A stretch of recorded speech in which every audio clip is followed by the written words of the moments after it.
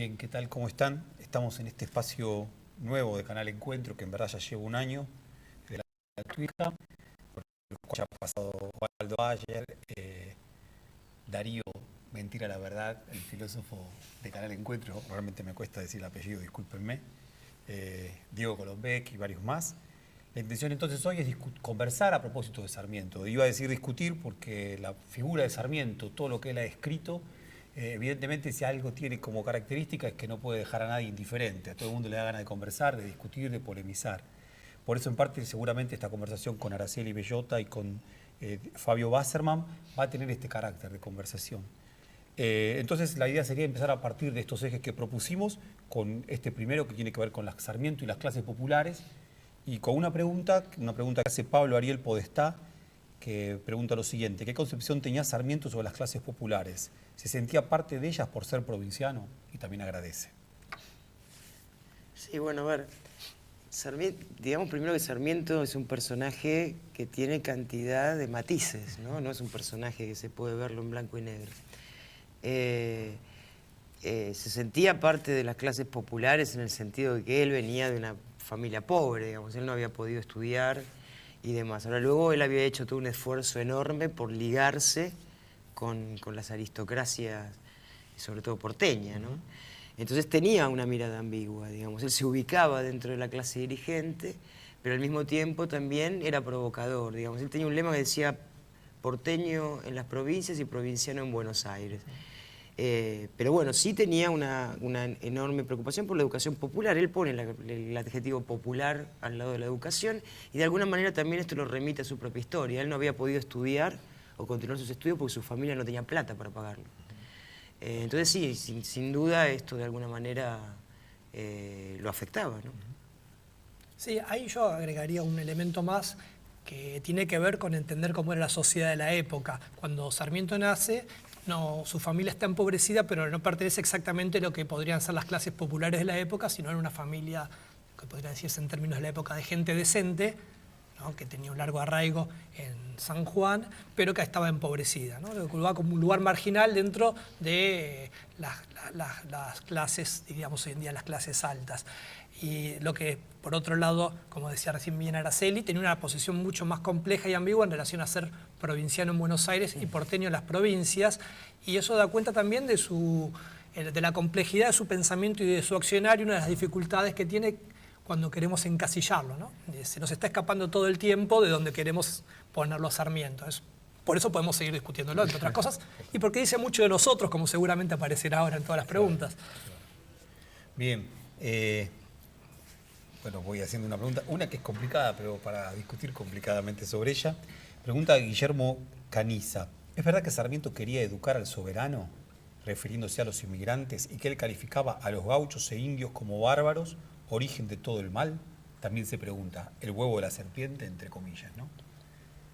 Bueno, el huevo de la serpiente está complicado. Pero digamos que, a ver, es verdad que para su eslogan, hoy diríamos el eslogan civilización no barbarie, fue realmente un eslogan maravilloso porque sirvió para sintetizar un modelo de país de una determinada clase dirigente, en un determinado, básicamente la generación del 80, ¿no?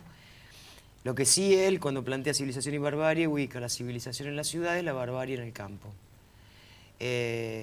Y obviamente para él, como modelo civilizatorio que lo deslumbraba, eran los Estados Unidos, ¿no? Que lo había recorrido y demás.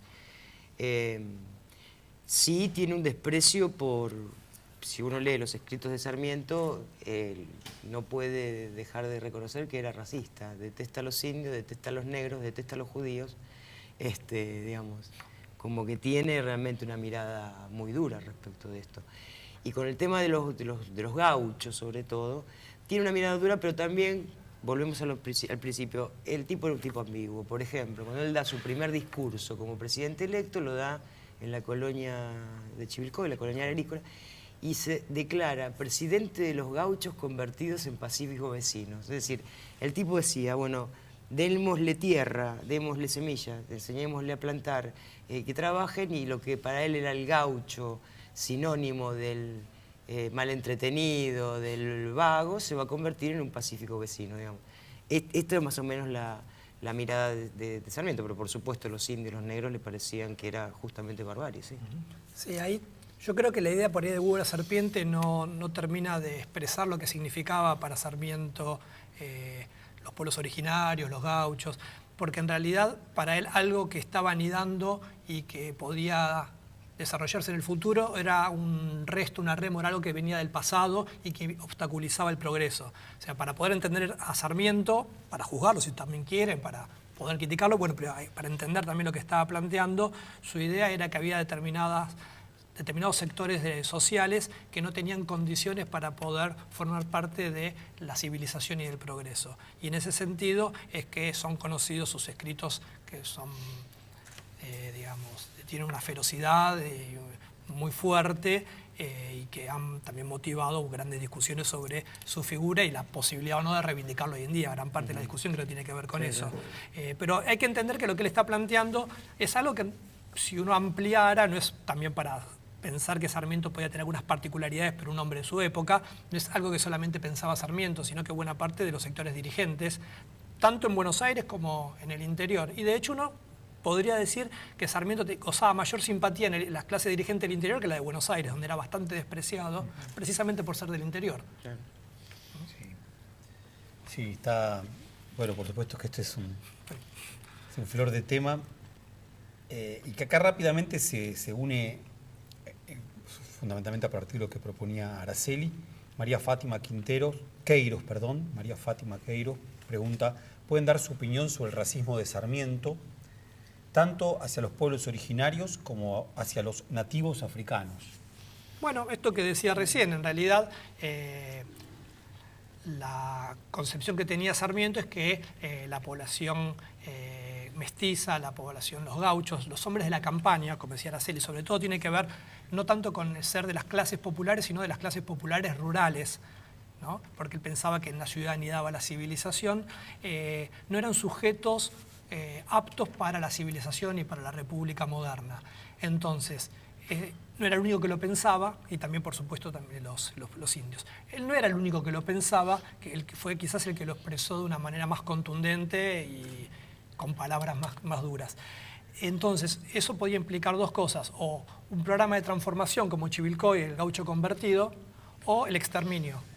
Y en ese sentido, la propuesta de Sarmiento, el programa de Sarmiento y los textos de Sarmiento son los de la clase dirigente de la época.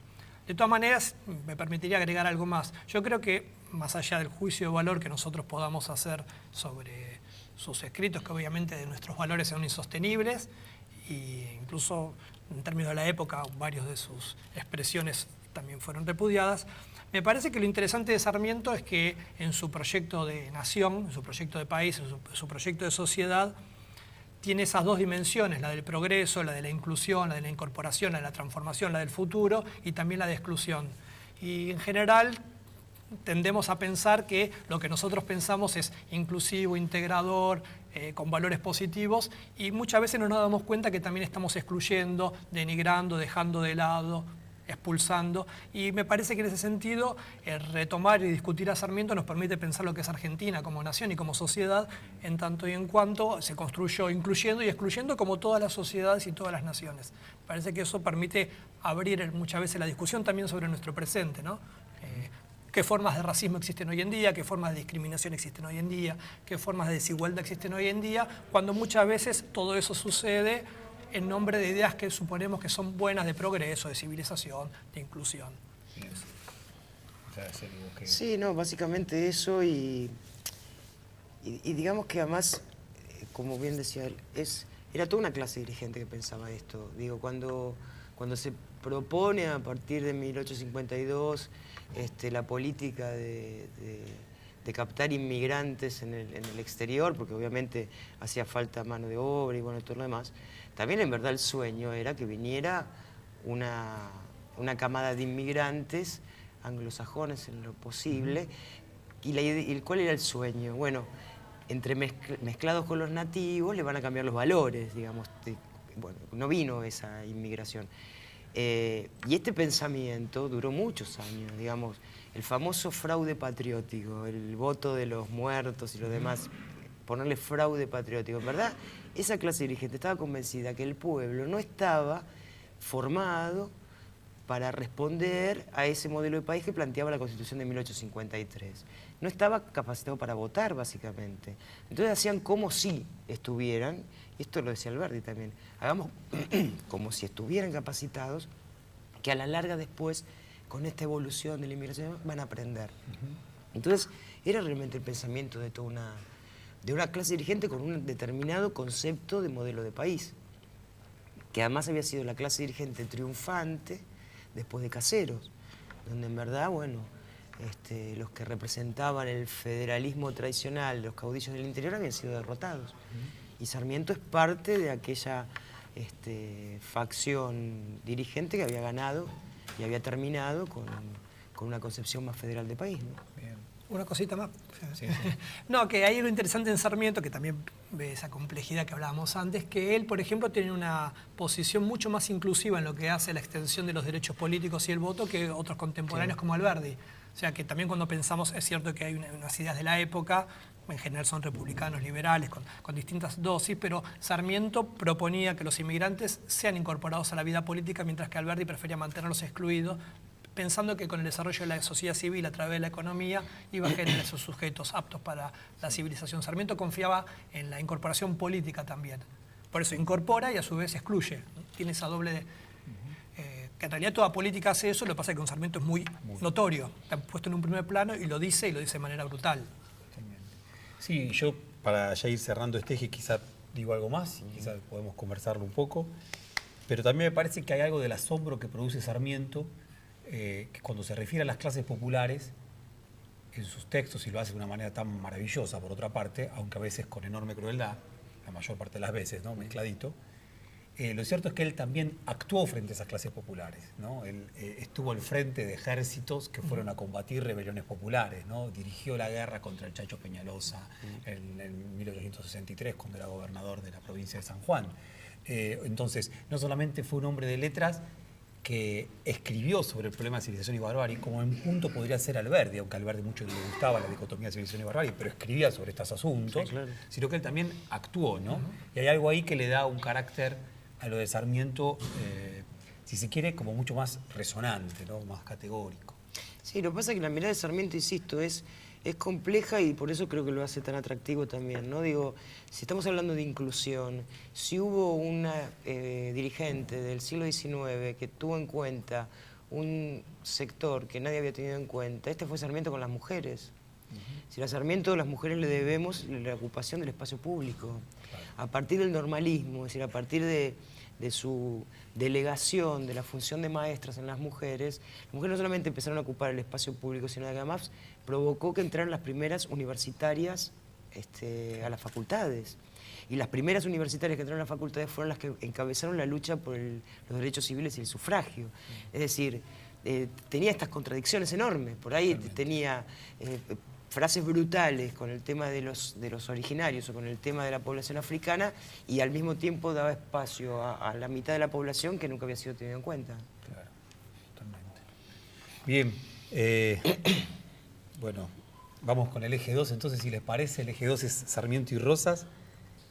Y bueno, empiezo con una pregunta que dice así Karina Di Carlo: ¿cuál fue la relación de Rosas, de su gobierno, con los pueblos originarios? ¿Qué lugar tenían en su proyecto político? Me da la impresión que tiene bastante que ver con esto que veníamos diciendo de Sarmiento con respecto a los pueblos originarios, y para pensar quizá alguna tensión en estas clases dirigentes en la Argentina, aún cuando es un momento previo a Caseros, ¿no? Sí. Bueno, digamos que Rosas, encabezó una campaña al desierto, mal llamada campaña al desierto, como si las tierras hubieran estado desiertas, ¿no? Estaban desiertas de cristianos, estaban pobladas de originarios, digamos, ¿no? Sí tenía una política de Rosas conciliatoria, es decir, Rosas parlamentaba con los pueblos originarios, hacía acuerdos, acuerdos que tenían que ver fundamentalmente con lo económico, es decir, ganado y demás.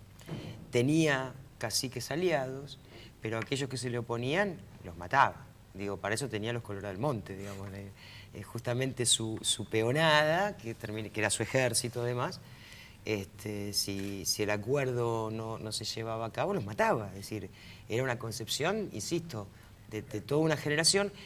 Insisto, él sí tenía una actitud de parlamentar, digamos, pero si no daba cierto, los mataba.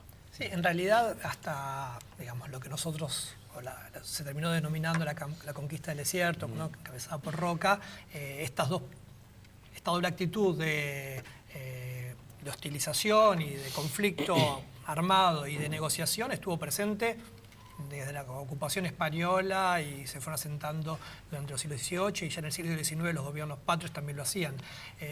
Incluso Sarmiento, cuando fue presidente, es muy conocido, que envía a Lucio Mansilla como comandante en Río Cuarto, que es cuando Lucio Mansilla escribe La excursión a los indios ranqueles y va a pactar con Mariano Rosas. O sea, incluso poniendo a Sarmiento ya como actor político, uno ve que no es que necesariamente todo el tiempo lleva adelante un plan de exterminio, sino que vamos a encontrar esas dos actitudes según las circunstancias, casi todos los actores que tuvieron que tomar decisiones políticas, porque también hay que tener presente, uno puede tener un conjunto de ideas, pero cuando ejerce alguna función política tiene que tener un grado de pragmatismo y de lectura de la realidad que le permite interactuar. No es que Sarmiento asume, por ejemplo, la presidencia o la gobernación de San Juan y lanza campañas de exterminio. O sea, aunque hubiera querido eso, cosa que es dudoso, tampoco hubiera podido. Entonces, este doble juego está presente todo el tiempo. Nada más hay que tener en cuenta algo que a veces no suele valorarse cuando se habla de las campañas del desierto, porque hubo muchas. De 1853 en adelante, cada acción que se llevó al respecto va acompañada con una ley del Congreso. ¿Qué quiere decir esto? Que había una mayoría de legisladores que acordaban con esta política. La última de todas es la de Roca, pero ya había habido varias antes, incluida la zanja de Alsina, bueno, y todo lo demás. De manera que se complejiza más todavía la cuestión, ¿no? Sobre todo cuando a veces se polariza con Roca. Digo, es más grave, porque era menos grave si se hubiera focalizado en Roca. Bueno, Roca, un dirigente genocida, sanguinario, decidió matar a todos los indios, digamos. Pero no, era toda una clase dirigente que acordaba con esa postura. Tanto es así que el éxito, entre comillas, para Roca de su campaña le valió la presidencia de la República. Lo hizo popular, digamos, popular en el sentido de lo que se podía entender como popular en aquel tiempo. Entonces era toda una generación que veía eso como la manera de extender territorio y crecer como país, ¿no? Sí, estamos con ganas de hacer un documental sobre la conquista del desierto y con algunos compañeros este es un tema de discusión importante, ¿no? En términos de si es lo mismo o si es la misma política la que tenía, la que llevó a la práctica Rosas respecto de los pueblos originarios, como se dice ahora, que lo que ya estaba barruntando Sarmiento en sus escritos, bien, sobre todo a partir de 1944, sobre la cuestión de los indios, ¿no? Y es una cuestión, por supuesto, estoy bastante de acuerdo. Ahora a veces uno le entra esta duda, ¿no? Ambos hicieron pactos.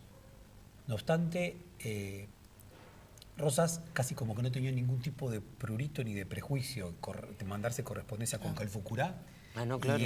Y andar con Mariano Rosas y tenerlo entre cautivo y ahijado, ¿no? Al cacique Mariano Rosas. Lo que pasa es que Rosas tenía La sensibilidad de Sarmiento era una sensibilidad que aún moderamos decir, era muy plebeya por otra parte y muy brutal, con el indio no quería tomar un mate. No, digamos. bueno, claro, Rosas además fue uno de los primeros que incluyó dentro de sus políticas a sectores que no habían sido incluidos, los negros, por ejemplo. Digo, Rosas iba a los candombes, se sentaba con su mujer y con su hija, el famoso cuadro, el Candombe Federal, que se puede ver en el Museo Histórico Nacional, bueno, recrea esta escena, ¿no? Rosas le escribe a Encarnación cuando está en la campaña en el sur, Encarnación, su mujer, que le seguía manteniendo, digamos, la política en Buenos Aires, le dice, no descuides a los pobres. ¿No? Escribe un diccionario de lengua pampa. Escribe un diccionario de lengua con pampa. Conocimiento de las lenguas indígenas que pocos tienen, ¿no? Claro. Entonces, por supuesto que tenía una política mucho más inclusiva y una mirada, te diría, más política incluso de estos sectores. Los otros, bueno, en el caso de Sarmiento directamente no ve que tiene de rescatable ir a sentarse con los negros a que bailen un candombe, digamos. Sí, igual hay algo interesante en Sarmiento, creo que lo dice, una vez lo dijo un escritor, Saer, esa capacidad de Sarmiento, que es la cualidad de escritor, de asombrarse frente al mundo, de asombrarse frente a aquello que le es ajeno. Y que esa también es parte de la riqueza de su pensamiento, que efectivamente tiene una mirada muy despreciativa, muy... una sensibilidad, por supuesto, muy antipopular en el sentido de los gauchos y los indios. Pero por otro lado, hay episodios en los cuales él puede de algún modo estar participando o contemplando experiencias que son protagonizadas por estos sectores y tiene como algún tipo de admiración y hay una estilización en su escritura sobre eso. De hecho, bueno, la imagen que hay del gaucho que aparece en Facundo no es exactamente que deriva de su experiencia porque no es que lo conocía, pero hay una estilización también que es muy negativa en un punto y en otro punto es admirativa. Es admirativo, sí. Entonces, hay algo ahí en Sarmiento que... porque estamos pensándolo en relación a Rosas, por ejemplo, si lo pensamos en relación a Alberdi, Alberdi seguro que nunca hubiera hecho eso. Nunca. O sea, Alberdi ni se lo hubiera imaginado. Entonces, también, como todo lo que estamos diciendo, hay que pensar en determinados sectores sociales que tienen un tipo de ideología, determinados intereses, determinada sensibilidad, y también estamos hablando de individuos que dentro de ese marco general tienen sus particularidades. Y Sarmiento era muy particular. Quizás eso es lo que muchas veces es difícil de calibrar, ¿no? Dentro de ese grupo dirigente, con el cual compartía muchos elementos, tenía ciertos rasgos que eran muy particulares de él. Para poner el ejemplo de Alberdi, Sarmiento dijo todas las barbaridades que dijo sobre los indios o pueblos originarios. Alberdi dijo en las bases: el indígena no figura ni compone mundo en nuestra sociedad política y civil. Es exactamente lo mismo, nada más que en vez de decir son unos sucios, aparrastrosos, que no tienen capacidad, diciendo no tienen entidad para nosotros. Con lo cual es lo mismo que decir pueden ser exterminados. Sí, sí. A eso me refería antes en el sentido de que todos los proyectos, o creo yo que los proyectos políticos, o los proyectos de sociedad y de nación, aún los que con los cuales uno se puede identificar o simpatizar, hay que reflexionar todo el tiempo y estar todo el tiempo presente qué es aquello que nosotros estamos dejando afuera, o qué es aquello que estamos discriminando, o qué tipo de desigualdad por ahí estamos fomentando. Sobre todo en las políticas que se promueven la idea de progreso, porque siempre es posible encontrar algún sector social al que se indique como obstáculo para el progreso. Mientras vos hablabas pensaba, que yo me había quedado con lo del candombe, ¿no?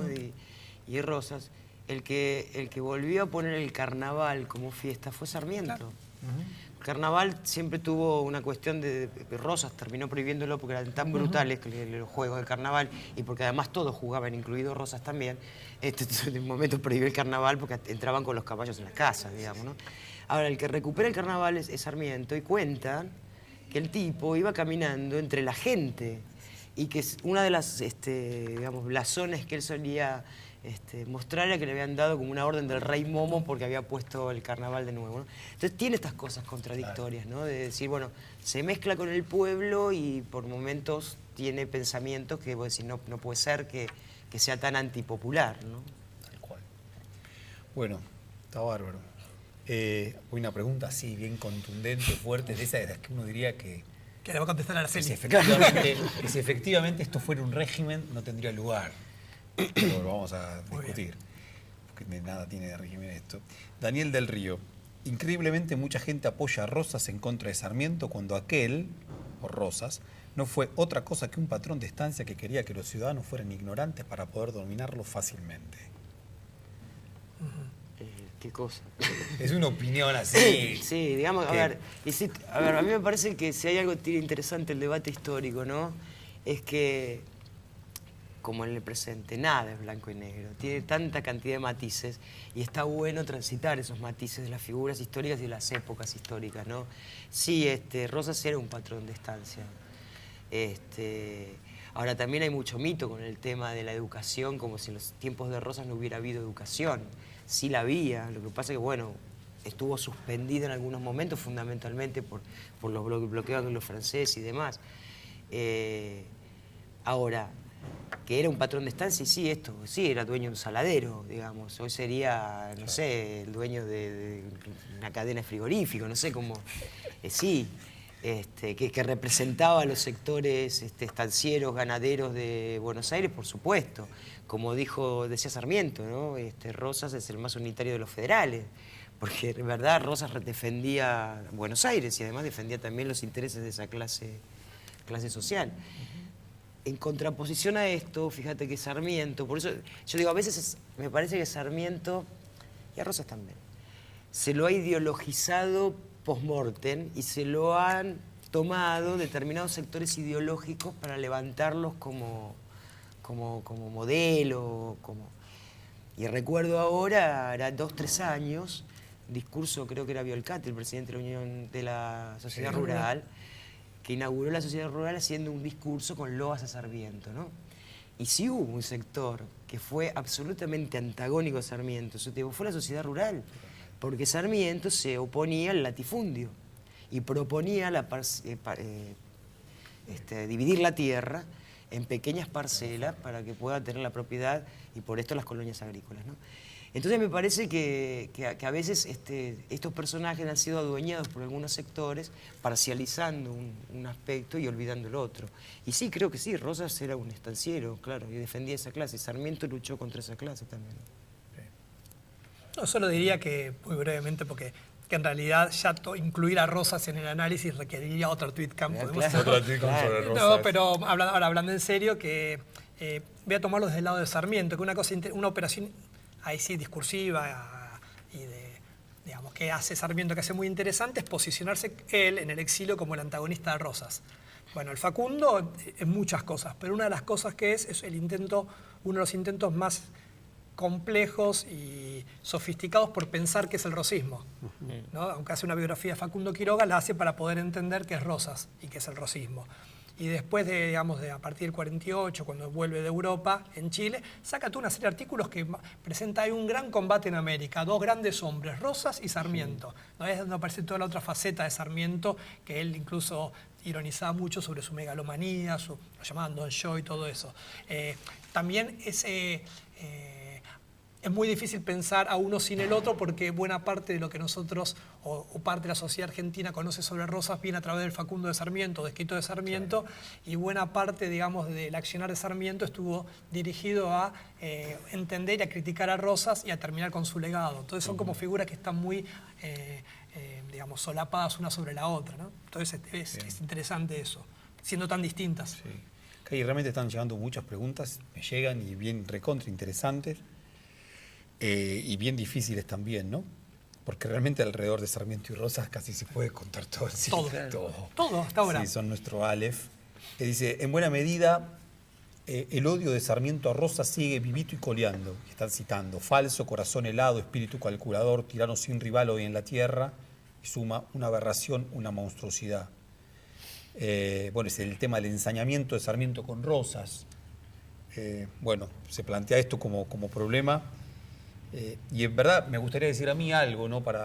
Simplemente que hay algo que tiene mucho que ver con el recurso retórico que fue pero tan eficaz para Sarmiento a la hora de escribir el Facundo y en toda su escritura, que tuvo que ver con esto de la sobreexageración, de la hipérbole y de esta manera de construir figuras blanco sobre negro. Y esa forma de construir figuras blanco sobre negro, lo que funcionaba precisamente era como un gran libro para leer en folletín, porque tenía muchísimo de folletín entonces esta manera de escribir a Rosas, pero al mismo tiempo también producía una enemistad política que no tenía manera de reconciliación, ¿no?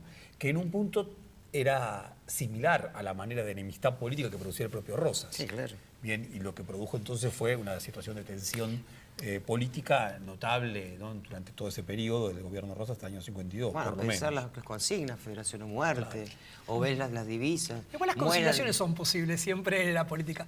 Pensar el caso de lo que pasó después, digamos, la etapa siguiente era Sarmiento contra Urquiza. Sí.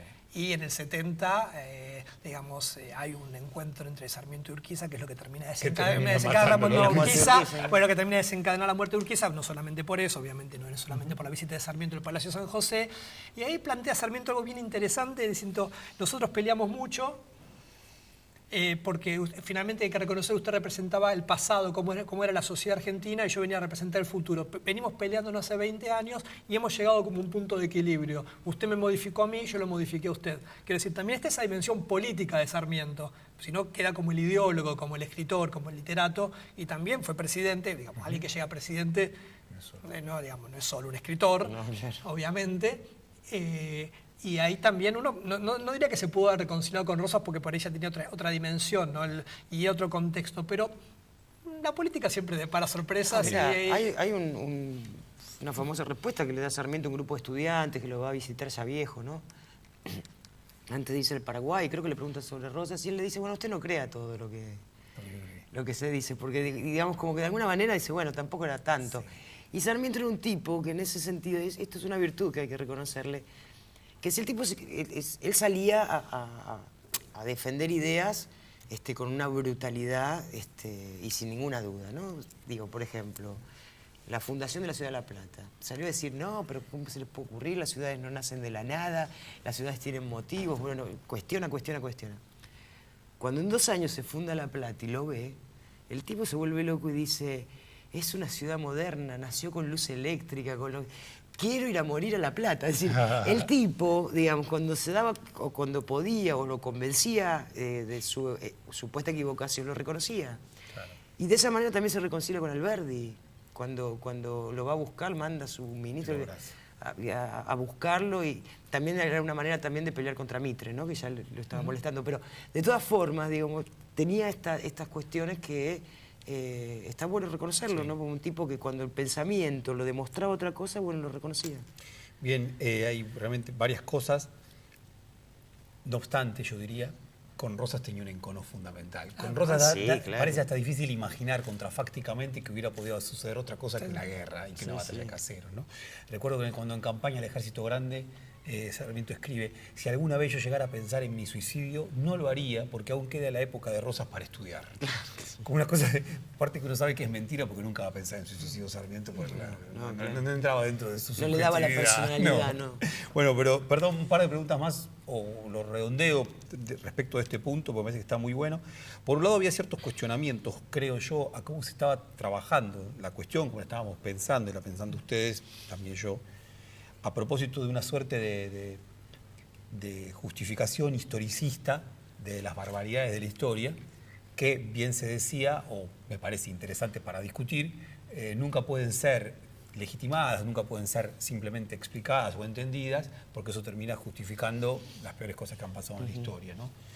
Por un lado venía esto. Por otro lado, hay pregunta, ¿es necesario tomar partido, rosistas versus sarmientistas, desde sus puntos de vista? ¿Qué tuvieron a favor y qué tuvieron en contra? Sobre todo me interesa el comienzo de la pregunta, ¿no? En el sentido de decir, ¿es necesario tomar partidos? ¿Sigue siendo una dicotomía en la que vale posicionarse rosista contra sarmientista, no? No, mira, yo creo que no. Incluso es un gran debate que a veces tengo con mis compañeros del revisionismo histórico. Me parece que Rosas o Sarmiento es una vieja discusión del comienzo de ese revisionismo y demás, pero que ya está, digamos. Es claro que nadie puede hoy, a esta altura de la matiné, hablar de Sarmiento como el impoluto maestro de guardapolvo blanco, ni puede hablar de Rosas como el tirano asesino que pegaba los moños rojos con alquitrán en la cabeza de las señoritas que no se lo querían poner, digamos. A ver, digo, eso fue un tiempo que yo creo que ya está, ya pasó, y creo que pasó justamente porque la historiografía avanzó y se pudieron mostrar los matices y se pudieron ampliar esa mirada, ampliar esa investigación y demás. Y me parece que seguir planteando en esos términos empobrece el debate histórico. Realmente, me parece que hasta te diría que suena a olor a naftalina, a viejo, ¿no?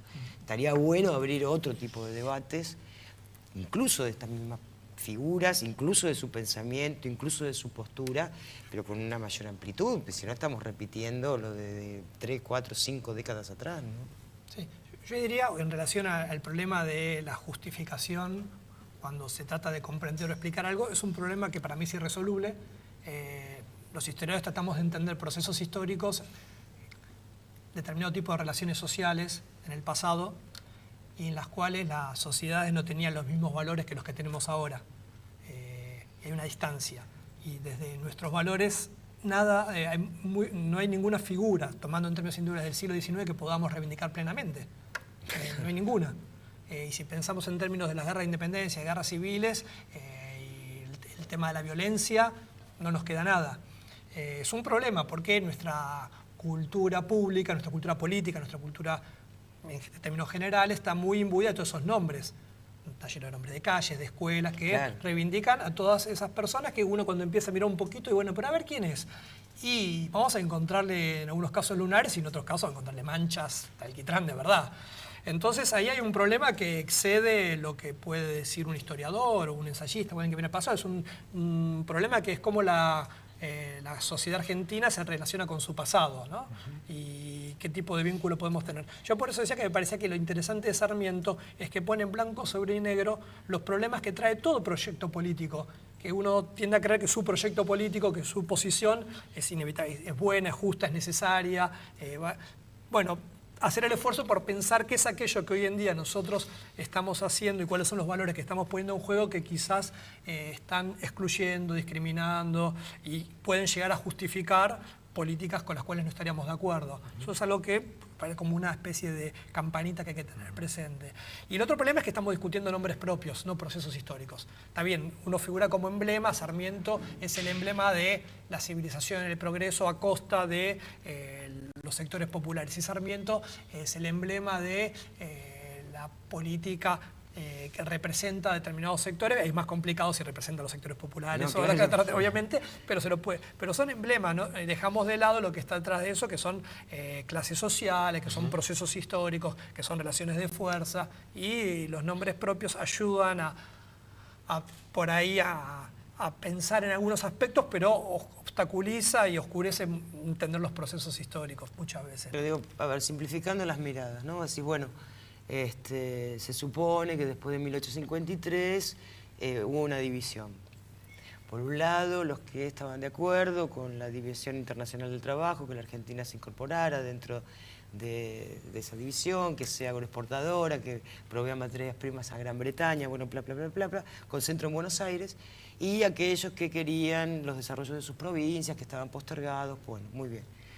Entonces, unos querían una patria chica, digamos, con límites muy establecidos, otros querían y pensaban, como por ahí Rosa, si querés, en una patria más amplia, América. Bueno, vos decís, ¿dónde lo pones a Sarmiento? Y en estos, en los que estaban de acuerdo con la política porteña. Sin embargo, Sarmiento planteó en 1851 en Argirópolis que había que crear los Estados Unidos de la América del Sur. Y decía, se tienen que juntar Paraguay, Uruguay, Argentina.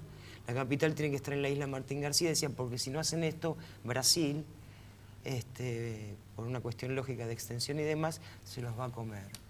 Cuando lo entierran, él pide que su féretro esté cubierto por la bandera de Chile, Argentina, Uruguay y Paraguay. Entonces voy a decir, no es tan fácil de encasillar en divisiones tajantes sin contemplar procesos. Sarmiento no era Mitre. Es más, se pelearon mucho. Tampoco era el Chacho Peñalosa, te quiero decir, pero te quiero decir, es bastante más compleja la cuestión que el blanco-negro o uno u otro. Bien. Está bárbaro. Bueno. Sarmiento y la educación, entonces, en verdad se están entrelazando los temas, así que todo bien. Una pregunta primera de Rodrigo Gómez Salgado, dice, quiero saber por qué se dice que Sarmiento es el maestro de la Argentina y no se reconoce a Nicolás Avellaneda como tal, si en verdad él hizo más que Sarmiento por la educación. Bueno, yo ahí no sé cómo se puede medir quién hizo más. Lo cierto es que Nicolás Avellaneda fue el ministro de Educación de Sarmiento. Nicolás Avellaneda era un gran admirador de Sarmiento, por otro lado. Ahí la figura de Sarmiento es muy emblemática en el sentido que me parece que, a diferencia de Nicolás Avellaneda, que desarrolló políticas cuando ya había cierto consenso en torno a la necesidad, la importancia de extender la educación pública, de extender en los niveles, Sarmiento tuvo una lucha un poco más solitaria en ese sentido. Y ahí, por eso tiene esa reivindicación que se hace de Sarmiento en relación a la educación. Y también porque la figura que él construyó y que fue muy exitosa, la idea de que él construye como el hombre que se hace a sí mismo y que puede educar a los demás, esa idea de que no faltaba nunca clase. Bueno, entonces hay una construcción. Uno de los problemas que tenemos con Sarmiento es que muchas de las imágenes que tenemos sobre él y de las ideas provienen de textos de él. Entonces, el Recuerdo de Provincia, sobre todo, que es fabuloso como un libro, ¿no? Pero bueno, creerle a Sarmiento lo que dice de Sarmiento es un poco, después de todo lo que venimos hablando. Entonces, me parece que tiene que ver con eso. Incluso uno diría, se le atribuyen otras cosas.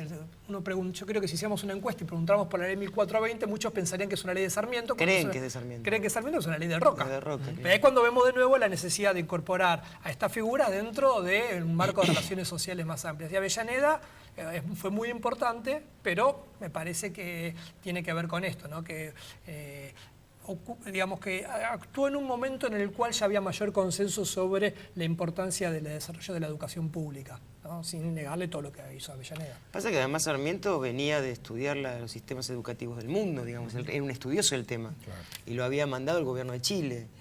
Estudia, recorre el mundo por eso, y luego cuando regresa como un especialista en educación, que en definitiva lo era. Él elige a Avellaneda como su ministro de Educación, y de alguna manera, bueno, pero implanta esa idea de la educación laica, de la educación separada de la Iglesia, cosa que le vale después el odio de la Iglesia también en contra de él. Pero bueno, sí, obviamente, él era... Pero además propone cosas muy raras para su época. Por ejemplo, tiene una propuesta cuando vuelve en Chile de unificar la ortografía. Él decía, si queremos que la educación sea popular, entonces lo que debemos hacer es facilitar esa educación a las grandes mayorías, digamos, a la mayor cantidad de gente posible. Entonces él decía, hay que modificar la ortografía, a cada letra debe corresponder un solo sonido. ¿Qué quería decir esto? La S, la Z, la C debiera tener un solo sonido. Dice, porque a decir verdad, debiéramos estudiar o debiéramos enseñar la etimología de las palabras para que la gente racionalmente supiera cuándo escribe con C, cuándo escribe con Z. Por supuesto le sacaron corriendo, imagínate. Pero digamos, tenía estas propuestas pensando en cómo hacer para ampliar la llegada educativa a la mayor cantidad de población posible, ¿no? Sí, hay una sola cosita más, hay mucho que se podría decir de Sarmiento en la educación, pero él cuando está, digamos, en Buenos Aires, en la segunda parte de la década del 50, cuando Buenos Aires está separado del Estado federal, presidido por Urquiza, él tiene un cargo que sería algo así como una especie de director de escuelas, no me acuerdo exactamente, y crea la primera escuela mixta. Volviendo a lo que decía antes Araceli en relación a las mujeres, yo no sé si los que están siguiendo esto pueden darse una idea del impacto que significa una escuela mixta en 1859, que aparte implicaba que la educación de las mujeres dejara de estar en manos de la sociedad de beneficencia y también luchaba contra que no sea, digamos, el municipio el que tuviera a cargo la educación, sino que hubiera un órgano especializado del Estado que tuviera a cargo la educación y aparte una educación pública que tenía que estar financiada por impuestos que quería cobrarle digamos, a los quienes tenían capacidad contributiva. Entonces, hay una vela de la dimensión inclusiva y de extensión de derechos que hay en la propuesta sarmientina de educación. Que una cosa más de esto, que en realidad no es la educación desgajada de su idea de cómo es la política, de cómo debe ser crear los chivilcoy, o sea, es un paquete de una propuesta de cómo construir una sociedad, una república moderna en el cual los sujetos sean educados para ser ciudadanos, para ser productores y consumidores, ¿sí? Y también para poder ser parte de una sociedad moderna y civilizada. Tiene esas tres patas. Bien, acá Paula Victoria hace una pregunta que en parte está ya en cierta discusión, tal como se la ha planteado. No obstante, me parece bien interesante. Ella dice, hace 5 décadas atrás yo era una cabecita negra porque mi padre era un colectivero y mi mamá ama de casa, de pelo castaño y tez mate. Si no hubiera sido, gracias a la ley 1420, una iniciativa de Sarmiento, que era eso lo que estábamos discutiendo, no obstante tiene que ver con cómo se terminó ligando esa ley a Sarmiento, donde se estipula que la escuela debe ser gratuita, laica y graduada no sé, hoy no sería docente. ¿Sí? Los tiempos han cambiado, pasaron décadas, yo no soy cabecita negra, soy profesora. Sí, digamos, Sarmiento, eso más bien se lo debe a Perón, más que a Sarmiento.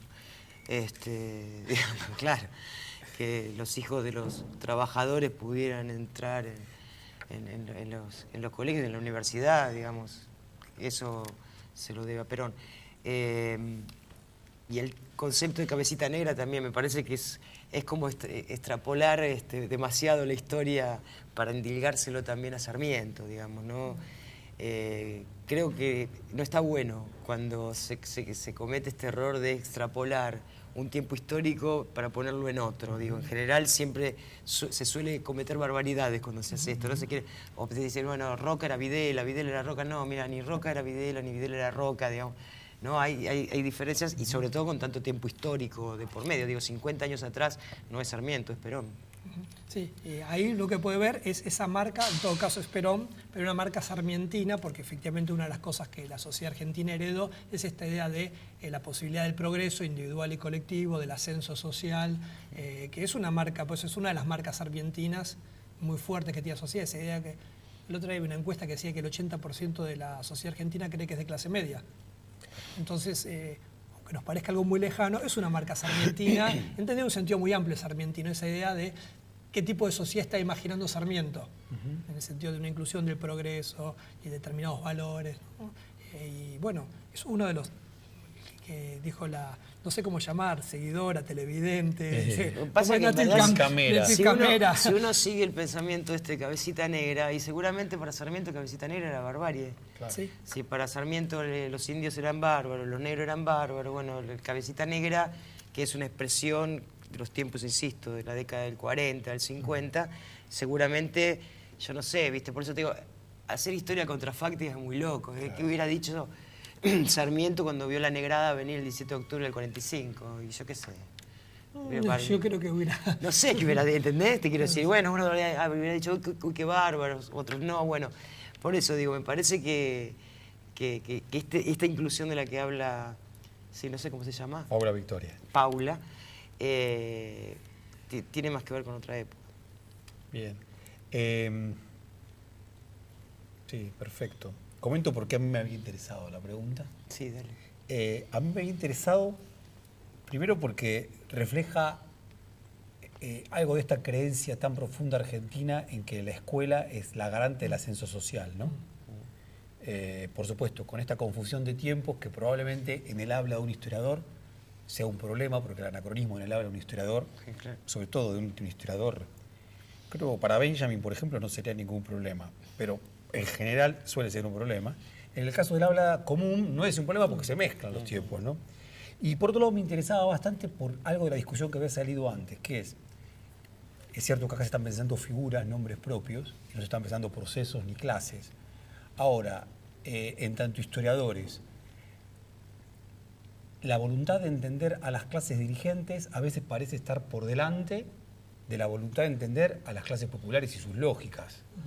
Digo, ¿por qué tanto interés por justificar, tanto interés por comprender la dificultad en la que se movían las clases dirigentes, ya sean, digamos, Sarmiento o Rosas, y no muchas veces esta óptica distinta que ella trae dice, yo soy Cabecita Negra? O sea, está claro, uno no puede hacer eso porque uno está en este momento. No obstante, la empatía con uno no tiene por qué estar con las clases dirigentes, inevitablemente. Bueno, eso me interesaba de la pregunta, por eso me gustó que corría el foco. Claro, digamos. Lo que pasa es que, digamos, durante cuánto tiempo la historia fue escrita para justificar a esas clases dirigentes, claro, digamos, ¿no? Y creo que una de las consecuencias de la creación de esa historiografía para sostener un determinado modelo de país que sostenían esas clases dirigentes, excluían a los que excluían a los sectores populares, excluían a las provincias, excluían a las mujeres. Bien, bárbaro. Vamos con el otro punto, Sarmiento y la civilización, Europa y Estados Unidos. Dice acá Marco Fénix, quiero destacar que su idea era reemplazarnos paulatinamente, ya que un inglés y un europeo, según él, valían por 10 argentinos. Como contundente, ¿no? Sí. Bueno, pues digo algunas más para ver cómo empezamos a discutirlas, si les parece a ustedes. Flor de Bernardi dice, civilización o barbarie. Sarmiento creía que la barbarie había que exterminarla con más barbarie. El Facundo acaso, ¿no es la ideología de las masacres que después llevó a cabo Roca con la campaña del desierto? Ahí se fue para las anteriores preguntas, no obstante da para quizá discutirlo en relación con este problema de Europa, ¿no?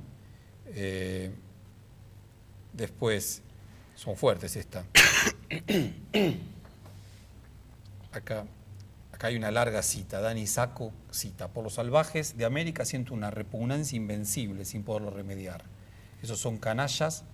Esos canallas no son más que unos indios asquerosos a quienes mandaría a colgar ahora si reaparecieran. Son unos indios piojosos porque así son todos. Incapaces de progresar, su exterminio es providencial y útil, sublime y grande. Se les debe exterminar sin ni siquiera perdonar al pequeño que tiene ya el odio instintivo al hombre civilizado. Estos son los ideales del padre de la educación argentina. Lamento que haya docentes que todavía consideren a este sujeto una excelencia. Con honradez me quedo con los salvajes. Por último, para poner todo esto en discusión respecto de esto, que creo que nos está excediendo un poco, el modelo de nación europeo al que aspiraba Sarmiento no cuadraba con la composición de la población del país, dice Carolina Pérez en aquel momento. Había demasiado afro y poca blancura. Ese modelo de nación blanco y europeo, que se benefició con las inmigraciones europeas, pudo haber afianzado con el paso del tiempo en el sentido común la idea de que si es negro seguro es extranjero, es decir, promovió la invisibilización de la población afroargentina. A ver, vos fíjate qué notable, ¿no? Hay una gran coincidencia en suponer que Sarmiento admiraba Europa. Si había algo que a Sarmiento le parecía viejo era Europa. Sarmiento lo que sí tenía un enorme deslumbramiento por los Estados Unidos, enorme. A tal punto de, y además, convengamos esto, los Estados Unidos, los tiempos de Sarmiento no es los Estados Unidos de hoy. Digamos, era un país en vías de desarrollo que Sarmiento entendía que podía ser muy viable de imitar por nosotros y también crecer en ese sentido. No era la potencia del mundo de hoy que está por bombardear Siria, digo, ¿no?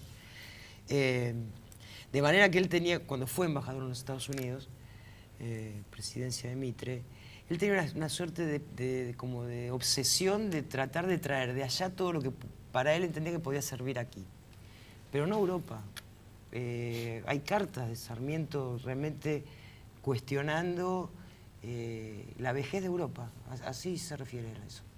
Y porque además estaba ligada la Europa al absolutismo en Sarmiento. Él nació en 1811, de manera que él ligaba a España y demás, era absolutamente antiespañol. Pero yo no sé si era trasladarlo sin ningún tipo de modificación. Trasladaba lo que entendía que había que servir. Digo, por ejemplo, cuando critica, bueno, traía maestras norteamericanas. Acá no había maestros, había que traer maestros de algún lado. Y yo no sé cómo logró convencer a esas maestras norteamericanas que dejaran la comodidad que tenían en sus ciudades, porque además no es que venían a Buenos Aires, iban al medio del campo, iban al medio de la selva. No sé, el otro día leía, yo no me acuerdo ahora el número, cuánto era, pero eran 20 y pico de locas, decía alguien, que habían venido de aquel país para venir acá. Y cuando vos lees la descripción que hace Sarmiento de los Estados Unidos, él, por ejemplo, elogia que en los trenes las mujeres viajen solas. Elogia los trenes, por empezar. Pero además que las mujeres viajen solas. Es decir, él tiene realmente una admiración por ese país, pero no por Europa.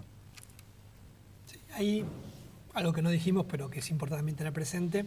Cuando decimos Sarmiento, ahí sí es por ahí una cierta manía de historiador. En realidad hay muchos... Sarmiento, su pensamiento también fue cambiando a lo largo de su vida. Vivió mucho tiempo, vio muchas cosas. Él tuvo, cuando era más joven, efectivamente tenía una gran admiración por Europa, que en parte, cuando viajó a Europa y Estados Unidos, encontró, como decía Araceli, ese modelo alternativo que era el Estados Unidos. Ve a Europa como algo viejo, algo corrompido. Eso no solamente Sarmiento, es algo que está muy presente en muchos contemporáneos, es muy cercano a la Revolución del 48, entonces lo que ve que las alternativas son el despotismo, la anarquía, entonces aparece Estados Unidos como un modelo de república. No nos olvidemos que Europa eran monarquías, entonces ahí hay monarquías o movimientos de masas.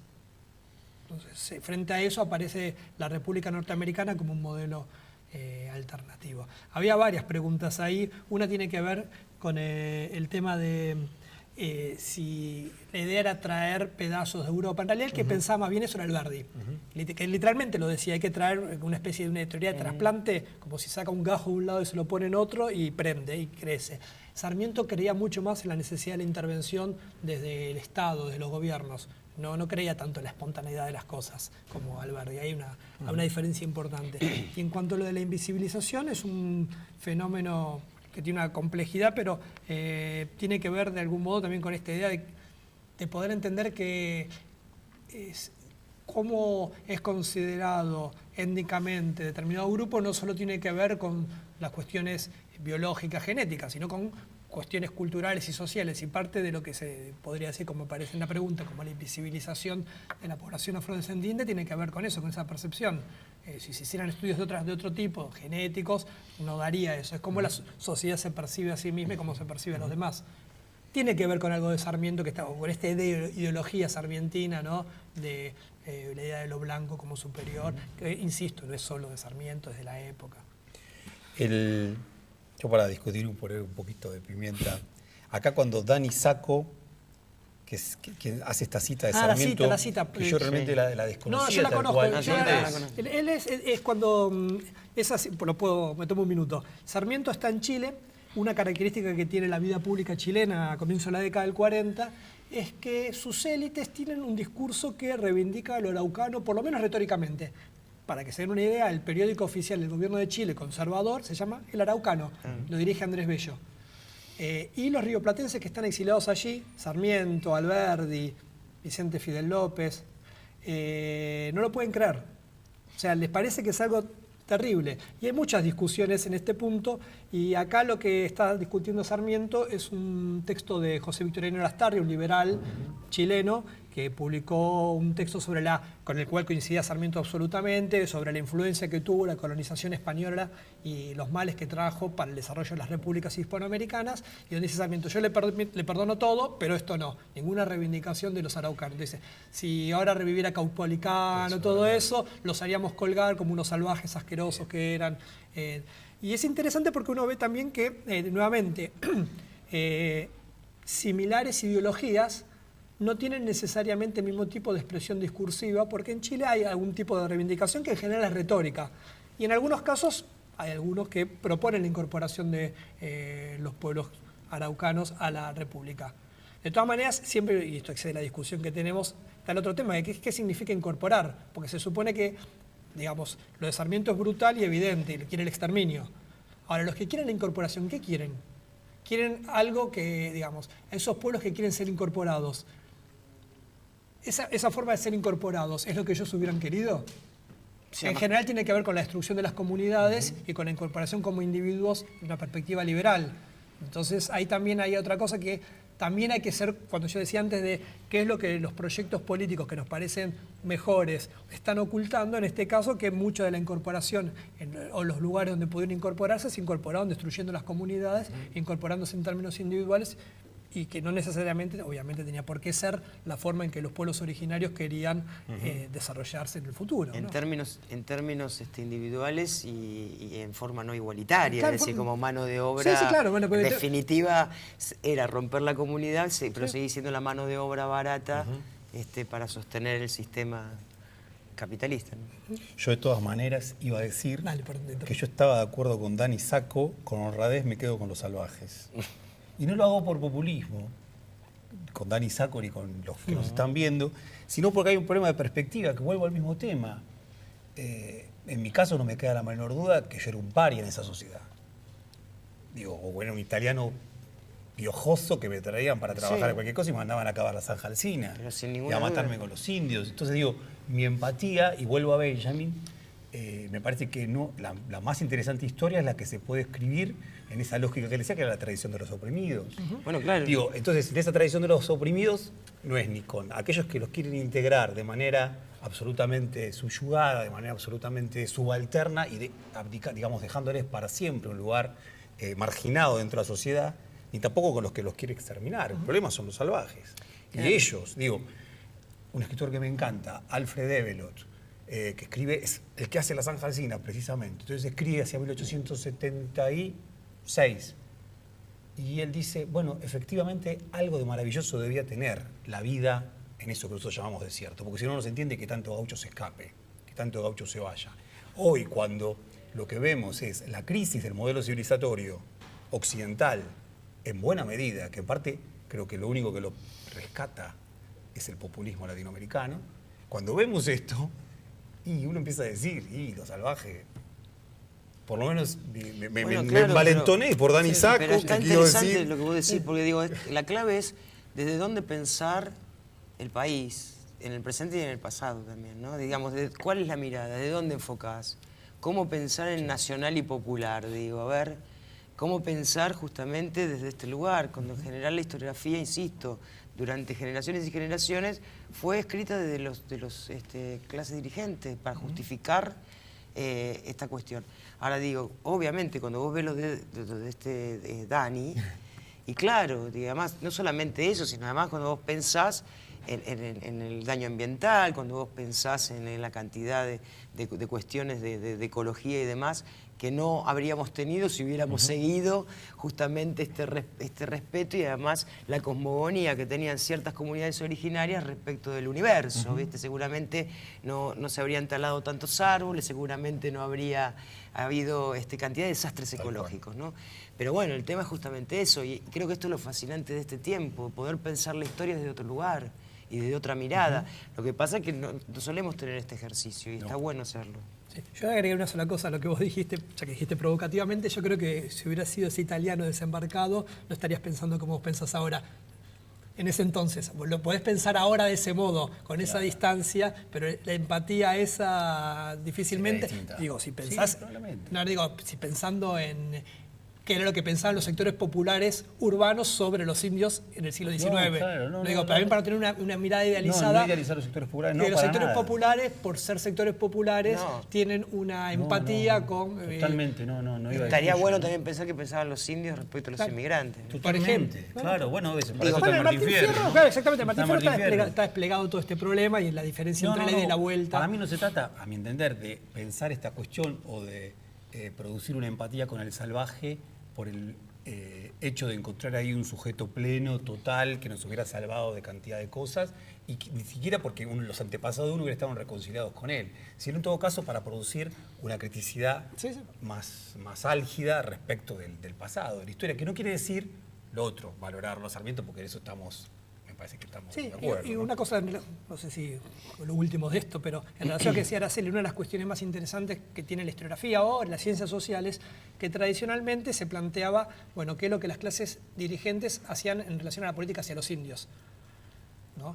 Y hace tiempo lo que hay son muchos estudios, y realmente muchos estudios, sobre lo que esas propias comunidades hacían, cuáles eran sus relaciones sociales, cuáles eran sus intereses, cuáles son sus perspectivas. O sea, hay la posibilidad de entender cuál es su mirada de todo esto. Claro. Hay muchos libros, hay mucha investigación, hay mucho disponible, y me parece que es interesante porque también es otra forma de, no sé si recuperar la criticidad que estás diciendo vos, Javier, pero por lo menos la otra dimensión de entender. Cuando decía, bueno, solo se entiende las clases dominantes, bueno, pero también hay una posibilidad de entender y de restituir las relaciones de poder existentes y también los conflictos al interior de esas comunidades, porque parte de lo idílico es suponer, uno dice, bueno, los pueblos originarios, no sé, como si fuera una cosa homogénea, como si no hubiera relaciones de poder, como si... lo mató Rondó, ¿no? Bueno, pero como si, digamos, como si sus intereses fueran los mismos. No, claro. No, bueno, estamos en esto. Viene con un día negro, entonces estoy así como... Bueno, comentarios de la gente... De la barbarie de la ciudad. Bien, dice... Sonia Villa dice, ya casi para terminar y pasar al último punto, dice, era un loco, un bocón, pero amaba a su país y su gente. Y Andrés le responde, no amaba al país, amaba la civilización europea y despreciaba a los nativos de nuestra tierra. Es evidente que el problema de Sarmiento no se va a cerrar. No, pero además, insisto, digo, se van, pero porque son muchas generaciones. Se repiten mitos. Amaba la civilización europea, detestaba Europa, le parecía viejo, no le gustaba Europa. Es más, hay cartas donde describe cosas... que hasta te diría con la ironía de Sarmiento, muy desagradables. Y hay quien le contesta, bueno, pues pare un poco porque de esa manera no lo van a entender. Critica a España, bueno, demás. Incluso critica a Londres también, la ciudad, bueno. Pero se va repitiendo y por ahí estaría bueno salir de estos clichés. Estaría bueno, no ni para alabar ni para criticar a Sarmiento o para criticarlo y cada uno haga lo que quiera. Pero estaría bueno incorporar datos que ya la investigación histórica ha demostrado que son de otra manera. Entonces, ¿para qué repetir cuestiones que ya están investigadas, estudiadas? Discutamos, pero discutamos sobre hechos concretos, no sobre el mito o lo que a mí me gusta o lo que a mí me quedó de lo que era. Porque no tiene salida por ese lado. Sí, yo en los términos, que no me acuerdo cómo se llamaba él, tampoco sé cómo lo decía esto, Tuicamero, que escribió, tuitero, pero en este caso es Tuicamero. Yo no diría que Sarmiento no va al país, lo que pasa es que su idea de país es distinta a la de él. Claro. Ese es el problema y es lo que no tiene solución, no se va a poner de acuerdo en relación a Sarmiento, pero yo creo que sí, que Sarmiento tenía una sensibilidad muy profunda por una perspectiva...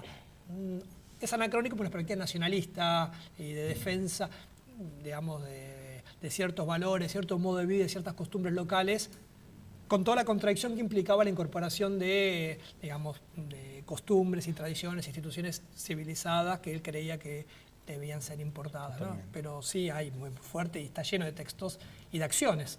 Por ejemplo, la casa que se construye en el Tigre, donde el Tigre era un lugar donde, o sea, que, uno no imagina un Sarmiento civilizado, que no vive en un no haces una casa, un palacete en la ciudad de Buenos Aires, sino que haces una casa humilde en Tigre. Además él dice, salgo de la casa de gobierno un viernes a tal hora, voy hasta a San Fernando, me subo en la canoa, porque además iba por el río Luján, y me dedico a rusticar. ¿A rusticar? Sí, me rusticar. Bueno. Porque a él le gustaba hacer vida rústica. Y entonces se iba al Tigre a rusticar. Pero además, vos fíjate la mentalidad. El tipo cuando empieza con el Tigre es porque en San Juan, sin conocer Buenos Aires, mira el mapa y compara el delta del Paraná con el delta del Nilo. Y dice, si el delta del Nilo es rico, el delta del Paraná también. Entonces, bueno, cuando viene aquí, después del derrocamiento de Rosas y qué sé yo, una de las primeras cosas que hace es ir al Tigre, a ver el Tigre. El Tigre vivía en 24 vecinos. Buenísimo. El tipo vuelve en 1856, se enoja con Urquiza y se va. Vuelve en 1855 y empieza con el Tigre, organiza una expedición, invita a Paunero, a Mitre, bueno, trata de invitar. Y entonces les va mostrando el paraíso. Y los otros miran y ven un pantano. Ven una cosa horrible, llena de agua, con 24 vecinos. Y el tipo decía, esto hay que poblarlo, esto hay que... Bueno, por supuesto trataban de loco. Entonces hay un escrito muy impresionante que él dice, no me acuerdo la fecha, de septiembre de 1855, y dice, si no quedara ningún recuerdo de mí, que este día de septiembre de 1855 quede testimonio, que Sarmiento plantado en el Tigre la primera varilla de mimbre, planta originaria de los Andes, todo el mundo cree que el mimbre sale del Tigre, y que sepan que en poco tiempo el mimbre va a crecer y se va a crear una industria que los esteros de Buenos Aires van a venir a comprar aquí el mimbre por toneladas que ahora compran en Europa. Digo, tenía estos pensamientos. De manera que, digo, es verdad, por ahí no tiene el concepto de nación que a uno le hubiera gustado que tuviera, pero sí, tenía un sentido de crecimiento de lo que él creía que debía ser el país, ¿no? Un fenómeno esto, no sabía esto del Tigre así, buenísimo. Bueno, ahora no era el último, sino era el anteúltimo eje del Sarmiento y la escritura. Y bueno, voy aquí con una pregunta. Lo más ameno.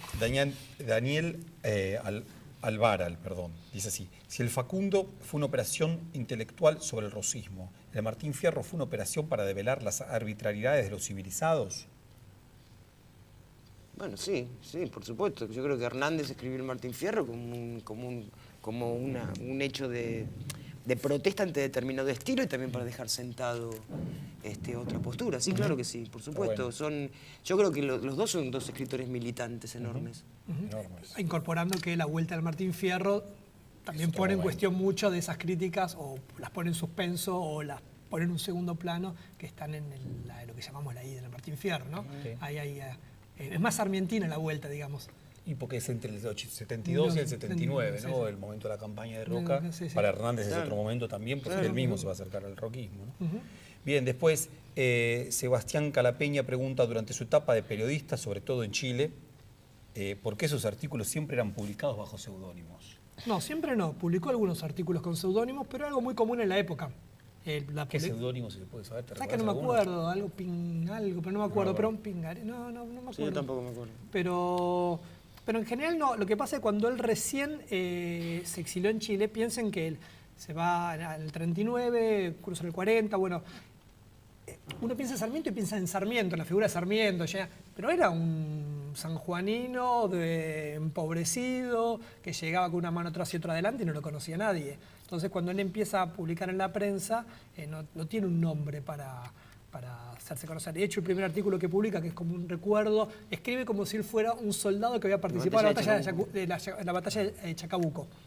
Entonces, ahí lo tiene que hacer anónimo. Pero después no, porque casualmente una cosa que tiene Sarmiento es que él pone su nombre en primer plano. Sí, pero al comienzo es verdad, Sarmiento es un tipo que tiene un gran complejo de inferioridad, enorme. Por eso el Don John, ¿no? No, tiene un enorme complejo de inferioridad por varias razones. Primero, porque viene de una familia empobrecida. Segundo, porque no tiene un título. La falta de título universitario en Sarmiento es una herida que él no supera. Es más, cuando le dan el famoso doctorado en Michigan, y vuelve y lo cuenta orgulloso, acá se le ríen en la cara, es un honoris causa, además se le ríen, y le habla del doctor de Michigan. Y él lo sufre como una enorme herida. Y durante mucho tiempo él busca la aprobación de Alberdi, por ejemplo. Él escribe artículos y se los manda a Alberdi, esperando que Alberdi lo apruebe.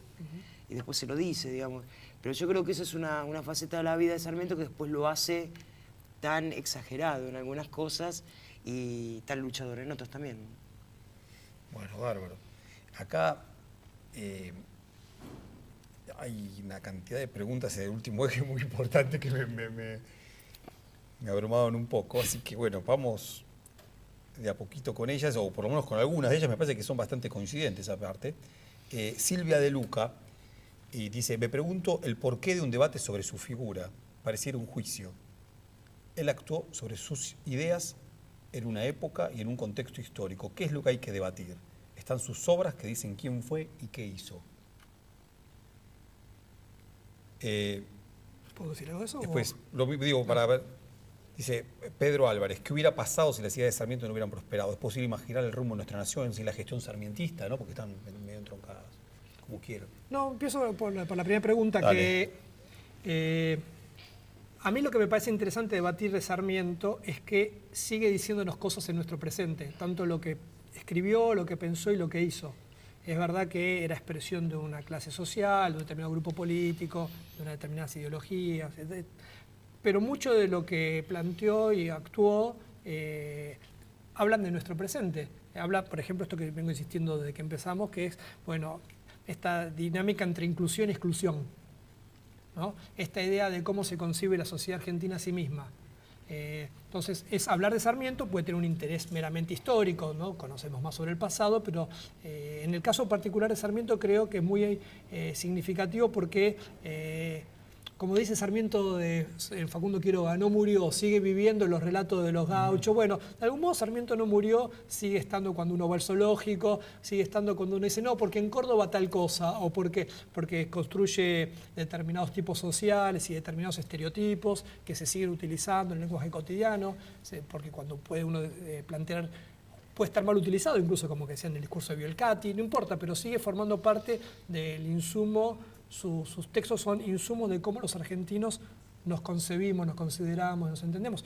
De él y otros, ¿no? Uno puede pensar lo mismo también de Mitre y de otras figuras de la época que siguen siendo, su accionar y sus escritos siguen teniendo un peso muy importante, ¿no? Yo diría por eso. Sí, yo creo que además no es un juicio. Digo, a ver, si hay algo que un historiador no debería hacer es juzgar. Si un historiador lo que intenta es tratar de comprender, para poder explicarse, ¿no? Explicarse y después comunicar lo que ha investigado. Yo creo que uno trata de comprender, después cada uno toma la postura que quiere, digamos. Quien le parecerá que está bien la concepción de Sarmiento respecto a los originarios, bueno, está bien, es un punto. Habremos otros que no. Pero creo que justamente lo que no estamos haciendo es juzgar, sino tratar de comprender. Bien. Que es un poco lo que a vos te perturba. Claro, yo estoy en un tema con esto, con el pero... público. No, el público viene para este lado. Por eso. El público es absolutamente moderado. Ah, ¿sí? Pero miren todas las respuestas. Sarmiento realizó grandes obras que impulsaron el crecimiento del país. Tuvo muchos aciertos como desaciertos, dice Paula Victoria. Pero no debemos olvidarnos del contexto de esa época. Nosotros debemos aprender a valorar los hechos positivos, a reflexionar sobre los errados, pero no desvalorizar todo. Es hora que nosotros los argentinos maduremos y reflexionemos, valoremos. Para mí es muy importante que se revalorice su obra, su ideología política, y él ha actuado de acuerdo a ella y en ese momento histórico. ¿Qué hubiera pasado? Esto ya lo había dicho antes. Sí, no. Una cosa, ¿qué hubiera pasado si perdón, Sarmiento... acá hay uno que es como... Dice, ¿por qué estos últimos años se trata de desacreditar la figura de Sarmiento como así también la de Julio Argentino Roca? Yo no sé si... No sé Digo, hay muchas opiniones en este sentido, ¿no? Que son... sí. que son de otro tono, que me parecen bien interesantes. O sea, digo, parte de lo que estuvimos conversando tuvo mucho que ver con este tono. No obstante, a mí me genera cierto... Yo creo que hay, insisto, la figura de Sarmiento fue apropiada por un determinado sector político durante post-mortem, ¿no? De Sarmiento. Y sobre todo en el siglo XX.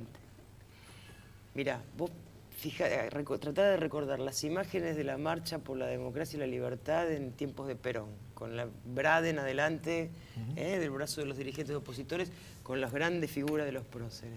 Una de las primeras era Sarmiento, ahí lo llevan. Entonces yo creo que él quedó encorsetado en una determinada clase dirigente, social, determinada ideología política, que quedó enfrentado a lo popular.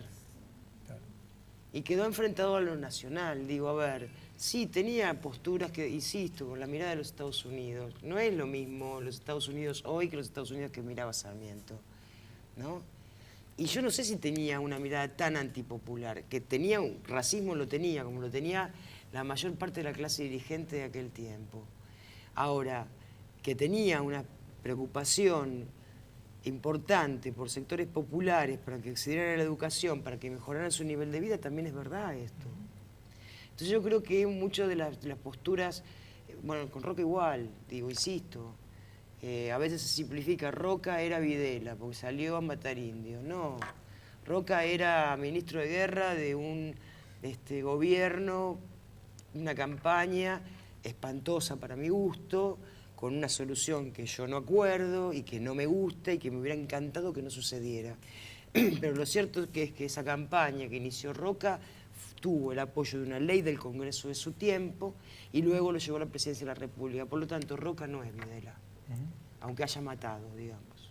No es lo mismo. Entonces digo, a mí me parece que estas son las cuestiones que estaría bueno, que está bueno debatir y discutir y ampliar para realmente ir a discutir cosas que son serias. ¿Por qué toda una clase dirigente durante todo ese tiempo pensó que estaba buena esa solución final con los originarios para resolver la cuestión? Entonces ya no es ni Roca ni Sarmiento, es toda una clase dirigente más grave todavía. Yendo a lo anterior que hubiera pasado, perdón, porque sale del tono que hubiera pasado. Sarmiento al final de su vida tiene unos textos que son interesantes, que lo que plantea es que finalmente todo lo que lucharon, todo lo que hizo su generación, y finalmente hubiera pasado lo mismo si no hubiera luchado en el plano de las ideas, ¿no? Es un Sarmiento un poco desencantado, dice, porque finalmente el ferrocarril llega a África, el capitalismo se extiende, y él lo que está planteando es, bueno, finalmente todo esto que está pasando es la extensión del capitalismo y de las relaciones sociales capitalistas por todo el mundo. O sea que más allá de lo que hicimos bastante, esto hubiera terminado sucediendo más o menos así. Entonces, también esto pone siempre en cuestión el papel que tiene el sujeto en la historia, lo que los historiadores siempre discuten mucho, ¿no? Si uno tiene que entender los procesos históricos a partir de relaciones estructurales, procesos más amplios, o qué papel tiene el actor, ya sea individual o colectivo en determinados momentos. En el caso de Sarmiento le dio una impronta muy singular, quizá no tanto su presidencia como más bien en el plano de las ideas y en el plano de la escritura, ¿no?